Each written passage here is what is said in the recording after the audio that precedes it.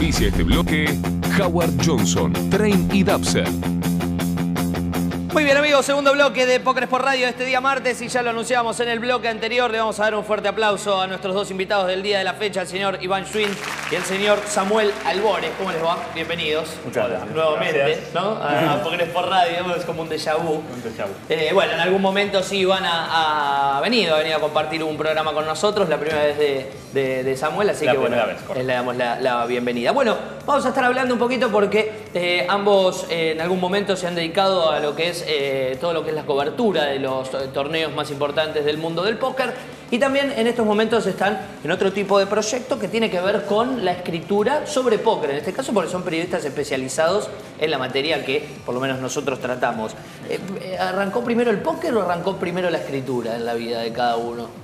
En mi caso particular, la escritura. Desde muy chico escribí, al tener facilidad, digamos que cuando me metí en el ambiente del póker y se presentó la oportunidad de ser justamente periodista, especializado, cubrir los torneos y demás, calzó bien. Claro, una cosa con la otra, claro. y se dio bastante bien. Con el tiempo me fui metiendo cada vez más. Y previo a eso, antes de ir a Samuel, previo a eso, digo, ¿cuál era el objetivo que vos tenías? ¿Cómo? Digo, ¿a vos te gustaba escribir o escribías o te dedicaste a esto? Pero, ¿cuál era la perfección de decir, a mí me encantaría escribir sobre...?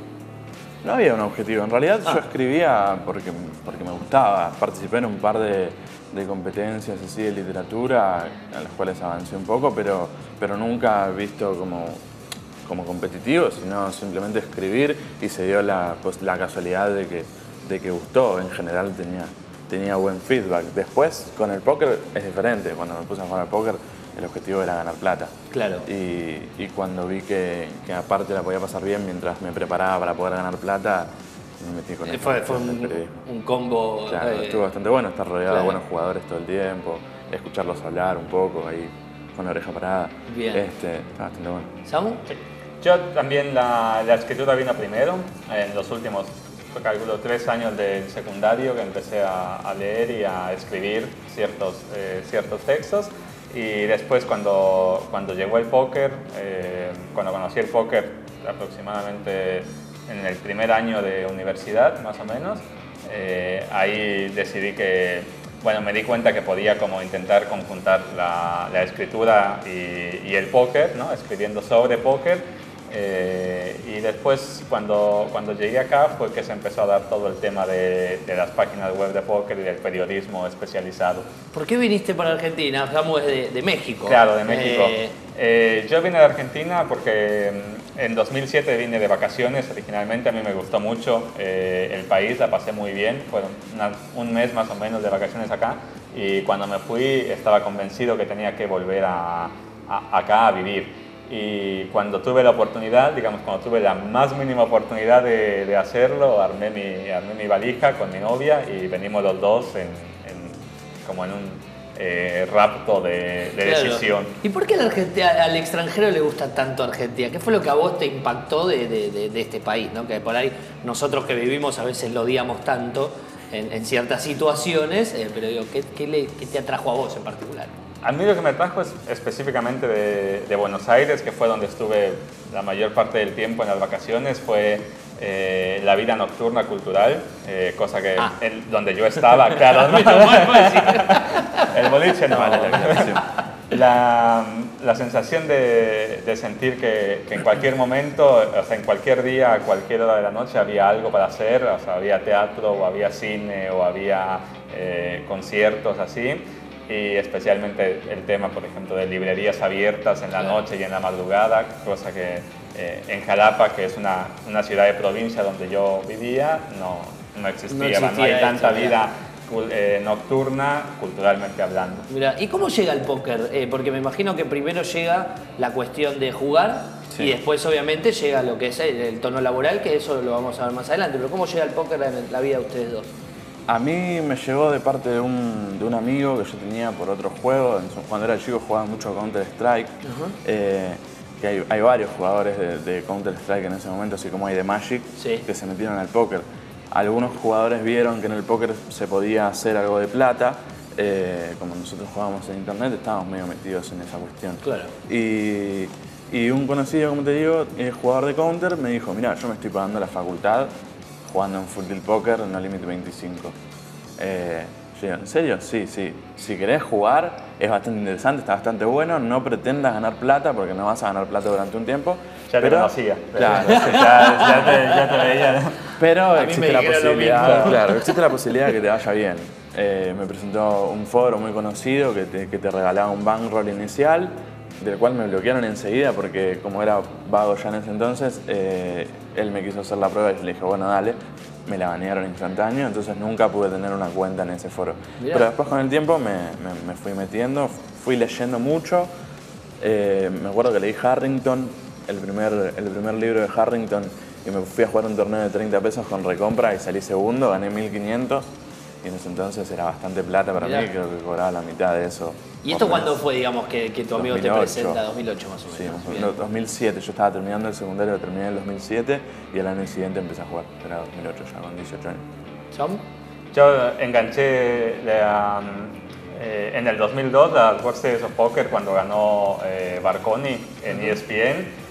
Esa fue la primera vez que como que vi el póker y no entendía mucho, o sea, no entendía realmente qué estaba pasando, y a los pocos meses, en un viaje de colectivo, enganché Rounders, que me pareció genial, y ahí ya no paré más. Pero ahí te interesaste, digamos, vos solo, no era como un grupo de amigos o amigos. Claro, yo me enteré solo, ahí me enteré yo solo, porque en aquel entonces vivía con mis padres todavía en una ciudad bastante pequeña de Chiapas, la provincia donde yo nací. Y el póker en México explotó todavía después, o sea, pasó mucho tiempo para que hubiera foros de póker de México, depositar, era todo un terreno muy desconocido. Entonces yo me enganché solito viendo en la tele y así. Hasta jugar en vivo fue complicado durante un tiempo en México, ¿puede ser? Sí, recién hace 2 años, hace año y medio, se está empezando a jugar en vivo en ciertos lugares y con mesas con croupiers, antes era todo electrónico.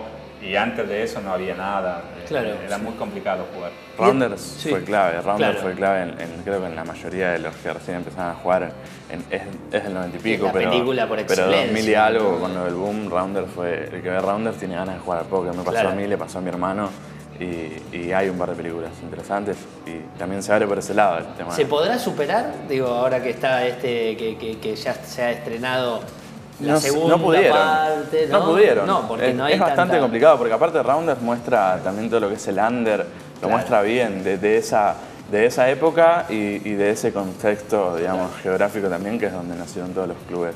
¿Tuvieron la oportunidad de verla, la nueva película? No, la de Ronald. Yo vi un poco, pero no me fui a hacer otra cosa.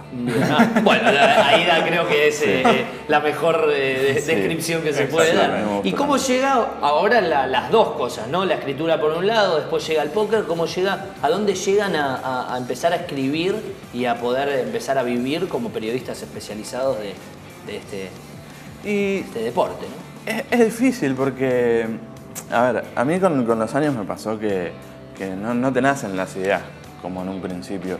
Estás en una cobertura y estás contando las manos.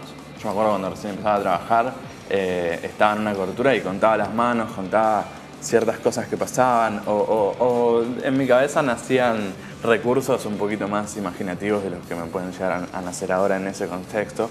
Y resultaba interesante para el que lo leía, yo calculo que él también. Pasa que con el tiempo son jornadas muy largas, es un trabajo bastante cansador, no es fácil, pasados los años, dedicarle la misma energía. ¿Y cuándo arrancaron con las coberturas? Porque estuvieron muchos años haciéndolo y...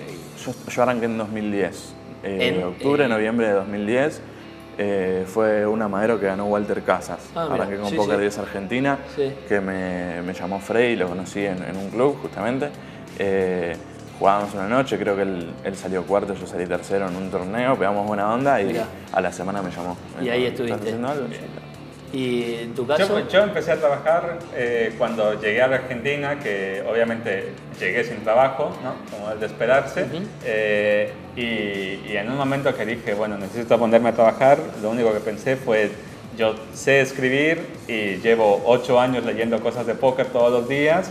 Lo que puedo aspirar es ser escritor de póker. Y Y en aquel entonces se me ocurrió escribirle un mail directo a la gente de Poker Red de España, diciéndoles que quería trabajar con ellos y que escribía de póker y tal. Y en una semana me dijeron que sí. Entonces estuve un año trabajando con Poker Red, que fue todo el 2010. Todo virtual, digamos. Todo acá, virtual, exactamente. Yo mandaba acá todo el 2010.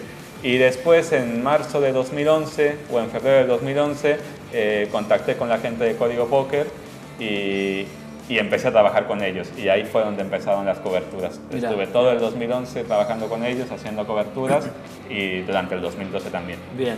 ¿Y cómo es hacer las coberturas? Bueno, un poco lo explicabas recién, ¿no? Es lindo, pero es cansador. Es cansador, es un trabajo duro.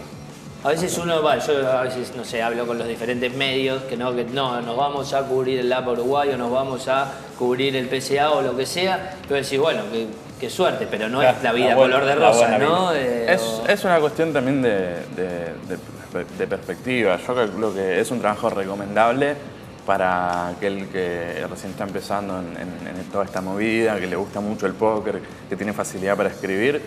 Es un trabajo recomendable porque va a aprender bastante. Va a escuchar hablar a los jugadores, va a ver situaciones que de otra forma no las va a poder ver y va a tener acceso a información que es bastante valiosa. Claro. Es un trabajo que está bastante bueno si lo sabes aprovechar. Pero para aquel que ya está metido hace unos años, que no tiene ganas de trabajar 14 horas mirando un torneo, y digamos que no. Si ya estás metido en el póker, sos buen jugador, aprender de otra manera, digamos. Pero es un atajo, para el que recién está empezando es un atajo bastante importante. Ajá. ¿Sabemos cómo lo vivís vos, lo de las coberturas? En su momento, ¿no? Sí, en su momento creo que es apasionante al principio. Los primeros meses son muy apasionantes. Yo recuerdo pensar que no me quería perder ninguna cobertura. Yo iba a todas partes porque era como, sí, había mucha emoción en el hecho de ir a un lugar, estar en el hotel, estar en el casino, estar cerca de los jugadores. Y después te va cansando porque son jornadas muy largas, muy agotadoras y te vas dando cuenta de que más o menos siempre pasa lo mismo, ¿no? Que es como, al final siempre va a pasar lo mismo y están las mismas caras y todo. Entonces uno como que va también como perdiendo la energía y se va desgastando. Claro. Por ahí, idealmente hacer una cobertura cada 2 meses, uno podría hacerlo y lo haría como con mucha garra, ¿no? Claro, si uno tiene que hacer una cobertura cada semana o cada 2, como hay en Madero, y luego de Madero sigue el Lab y luego del Lab sigue Corrientes, ahí ya se complica. Ya cansa bastante. un poco. Sí. Bueno, vamos a ir a una pausa, enseguida volvemos con Samuel y con Iván. Me gustaría que vayan pensando en el corte cuál fue la mejor cobertura, cuál fue la peor y alguna anécdota. Deben tener 1000 porque me imagino que todo el tiempo estaban viajando en su momento. Amigos, vamos a la pausa, ya volvemos con más Poker Sport Radio. Lo tenemos de invitado a Iván y a Samuel, que también vamos a estar hablando de este nuevo proyecto que están escribiendo, de unos fascículos, ¿no? Para que se pueda encontrar en todos los kioscos y librerías, pero todo esto y mucho más en lo que queda del programa. No te muevas.